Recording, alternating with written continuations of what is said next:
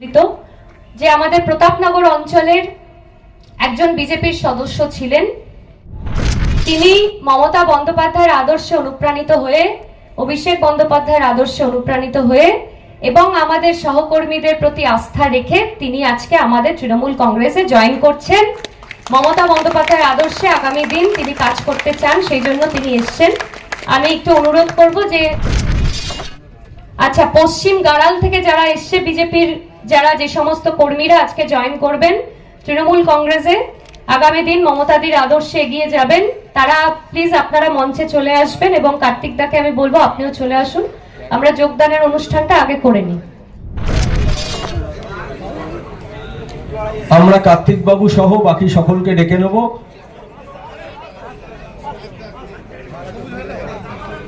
আমি সম্মানীয় বলাই বাড়িকে সামনে ডেকে নেব। বলাই বাড়িক মহাশয়কে একটু সামনে ডাকবো।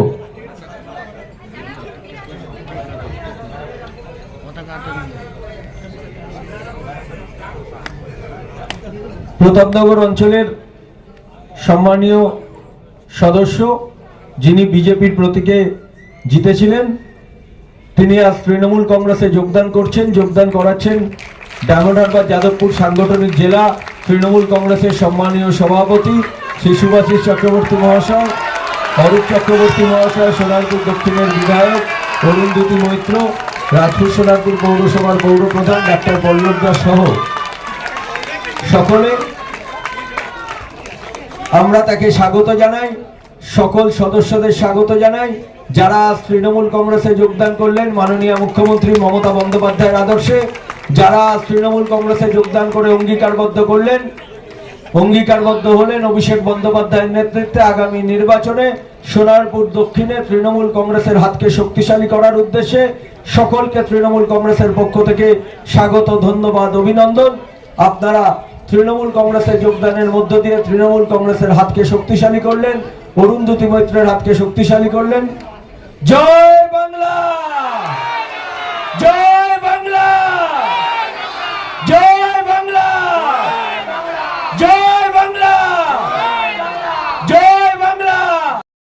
যখন আমাদের দলের সবচেয়ে খারাপ সময় ছিল 2004 আর 2006, যখন একমাত্র সাংসদ মমতাদি, যখন বিধানসভায় আমাদের বিরোধী দলের মর্যাদা থাকবে কিনা সেই নিয়ে লড়াই হচ্ছে, তখনও কিন্তু সোনারপুর মাথা নোয়ায়নি।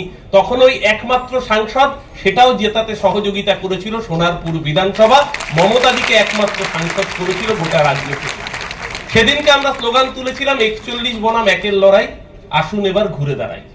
ঘুরে দাঁড়িয়েছিল তৃণমূল কংগ্রেস। সিঙ্গুর নন্দীগ্রাম জমির আন্দোলন, তার পরবর্তীতে 11তে বিপুল জয়, তারপর 16, তারপর 21।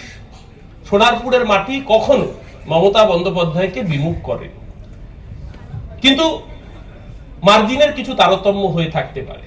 আমরা কেন আপনাদের বলছি, সোনারপুরের আমাদের এই দুটো বিধানসভা মিলে সোনারপুর পুরসভা, তার বাইরে কিছু পঞ্চায়েত অঞ্চল রয়েছে। এখানে কালিকাপুর রয়েছে, প্রতাপনগর রয়েছে, লাঙ্গলবেড়িয়া রয়েছে, কোলঘাট রয়েছে। আজকে একজন বিজেপির পঞ্চায়েত সদস্য আমাদের এখানে যোগদান করলেন।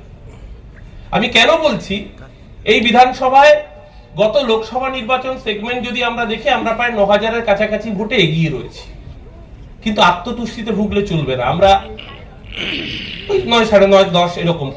কেন বলছি, আমাদের এই সোনারপুর বিধানসভায় প্রায় 300-র কাছাকাছি পোলিং স্টেশন রয়েছে, বুথ রয়েছে, 294 বা 295, এখন বেড়ে 300 হয়েছে। তাহলে 300 যদি হয়, তাহলে আরো অ্যালার্মিং এই কারণে মাত্র 30।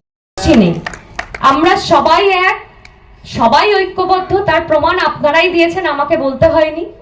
এবং ভবিষ্যতে যেই 2-4টে ব্যক্তি আছে, আমি নাম করতে চাই না, যারা দলের নাম করে, দলের সুবিধা ব্যবহার করে নিজেদের স্বার্থ সিদ্ধি করার চেষ্টা করে, বিধায়কের নাম ভাঙিয়ে যারা নিজেদের স্বার্থ সিদ্ধি করার চেষ্টা করে, তাদের থেকে দলের নির্দেশ মতো আমি ব্যবধান রেখে চলি এবং আগামী দিনেও আমি ব্যবধান রেখে চলবো, যাতে আমার দলের ভাবমূর্তি ভালো থাকে, আমার দলের সুনাম হয়।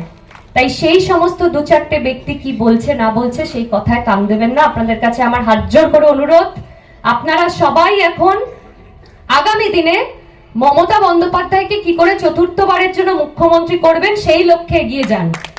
সেই লক্ষ্যে এগিয়ে যান যে সোনারপুর দক্ষিণ বিধানসভাকে কি করে তার হাতে উপহার হিসেবে তুলে দেবেন, জয়লাভ করে এই লক্ষ্যে এগিয়ে যান, এটুকুই বলবো। সবাইকে আরো একবার অনেক অনেক প্রণাম, আপনারা এখানে এসছেন, আমরা সত্যি খুব খুশি। আমরা সবাই সোনারপুর দক্ষিণ তৃণমূল কংগ্রেস পরিবার আজকে একত্রিত হয়েছি বিজয়ের শুভেচ্ছা বিনিময় করতে। সবার আগামী দিন খুব ভালো কাটুক, সবাই ভালো থাকুক, সুস্থ থাকুক, সবার পরিবার ভালো থাকুক, ঈশ্বর সবাইকে ভালো রাখুক এবং একসঙ্গে আমরা একত্রিত হয়ে আগামী দিনে এগিয়ে যাই। 2026-এর এই কঠিন লড়াই 2021-এর থেকেও বেশি কঠিন হবে এই লড়াই, কিন্তু এই লড়াইতে আমরা জিতবো। আমরা বিগত দিনেও জিতেছি, আগামী দিনেও জিতবো এবং আমরা আরো সুন্দরভাবে আমাদের বাংলাকে মমতা বন্দ্যোপাধ্যায়, অভিষেক বন্দ্যোপাধ্যায়ের নেতৃত্বে এগিয়ে নিয়ে যাব। সবাই ভালো। ভোট 10,000-এর যদি মার্জিন থেকে থাকে, যদি বুথ পিছু 30টা করে ভোট বাদ দিয়ে দেওয়া যায়, আমাদের জেনুইন ভোটার 30টাও বাদ দিতে হবে না, 15টা যদি চলে যায় তার ডবল চলে যাচ্ছে 30। মানে খেলাটা বুঝতে পারছেন তো কেন বিজেপি বলছে, হুঙ্কার দিচ্ছে 1 কোটি ভোটারের নাম বাদ দিতে হবে। শুধু অঙ্কটা বুঝুন, সোনারপুর বিধানসভার বুথ পিছু যদি 30টা করে ভোট সাইলেন্টলি বাদ দিয়ে দেওয়া যায়, তাহলেই কিন্তু বিজেপি সোনারপুর বিধানসভা জিতে যাবে। এটা সোনারপুর বলে না, সারা বাংলার একই চিত্র। ওরা চেষ্টা করছে এসআইআর এর নাম করে মানুষের ভোটাধিকারকে কেড়ে নেওয়া। আমাদেরকে এই কারণেই সতর্ক থাকতে হবে, আমাদের যারা বিএলএ রয়েছেন, আমাদের যারা বুথ লেভেল এজেন্ট রয়েছেন, আর কিচ্ছু করতে হবে না। শুধু আপনার বুথেই নভেম্বর মাস থেকে যখন ইলেকশন কমিশনের লোক আসবে, আপনার অঞ্চলের, আপনার পাড়ার প্রতিটা লোক যেন ভোটার লিস্টে গিয়ে চেক করেন, কারুর নাম যেন বাদ না হয়ে যায়, কারণ ওরা জানে ওরা মানুষের ভোটে জিতবে না। মমতা ব্যানার্জির 73টা প্রকল্প বাংলার মানুষকে যে কভারেজ দিয়ে রেখেছে, বিজেপি এখানে শত চেষ্টা করলেও দাঁত ফোটাতে পারবে না। তার জন্য ওদের শেষ অস্ত্র হচ্ছে ভোট চুরি করা। আমাদের ভোট চুরিটা আটকাতে হবে। ওরা যেখানে যেখানে তৃণমূল কংগ্রেস শক্তিশালী, সেখানে আপনি হয়তো ভাবলেন আরে আমার বুথে তো আমি 150 ভোটে জিতি, 30টা ভোট বাদ গেছে, কি আছে, পরে আমরা তুলে নেব। না, এই আত্মতুষ্টিতে যদি ভোগেন, ওরা কিন্তু বেছে বেছে টার্গেট করে, ওরা বিধানসভা ভিত্তিক টার্গেট দিয়ে দিয়েছে। এখানে যদি 30 হয়, কোন বিধানসভায় 40টা ভোট বাদ দিতে হবে, কোন বিধানসভায় 20টা ভোট বাদ দিতে হবে, একেবারে অঙ্ক কষে। যার জন্য শুভেন্দু অধিকারীর দলবল যে ফিগারটা দিয়েছে, একজন বলছে 1 কোটি নাম বাদ দিতে হবে, একজন বলছে 1 কোটি 20 লাখ। কেন বলছে? কারণ বাংলাতে 2021-এর বিধানসভা নির্বাচন, সেই বিধানসভা নির্বাচনে বিজেপির সাথে তৃণমূল কংগ্রেসের ভোটের ব্যবধান হচ্ছে 68 লক্ষ। বিজেপি যা ভোট পেয়েছে, তৃণমূল তার থেকে 68 লাখ ভোট বেশি পেয়েছে। অর্থাৎ 1 কোটি যদি টার্গেট দেওয়া হয়, তাহলে যদি অন্তত 75 লাখ লোকের নামও বাদ দিতে পারে, তাহলেই তো খেলা শেষ, তাহলে তো বিজেপি রাজ্যে ক্ষমতায়। মানে কিচ্ছু করতে হবে না, ওরা এমনি রাজ্যের ক্ষমতায় চলে আসবে। ওরাই দিবা স্বপ্ন দেখছে। বিহারে করেছে, বিহারে আপনারা দেখেছেন কুকুরের নাম উঠেছে এসআইআর এর তালিকায়। আমরা নিজেরা পোস্ট করেছি, মিডিয়া দেখেছেন। একটি কুকুর, তার নাম হয়েছে ডগবাবু, মানে মিথ্যা কথা না, একেবারে সার্টিফিকেট দেওয়া হয়েছে এসআইআর এ। ডগবাবুর বাবার নাম হয়েছে কুত্তাবাবু। হাসবেন না, এসআইআর নির্বাচন কমিশন সার্টিফিকেট দিয়েছে, ডগবাবুর বাবা কুত্তাবাবু, মায়ের নাম কুত্তিয়া দেবী। বিহারের পাটনার এসআইআর এ তার নাম উঠেছে।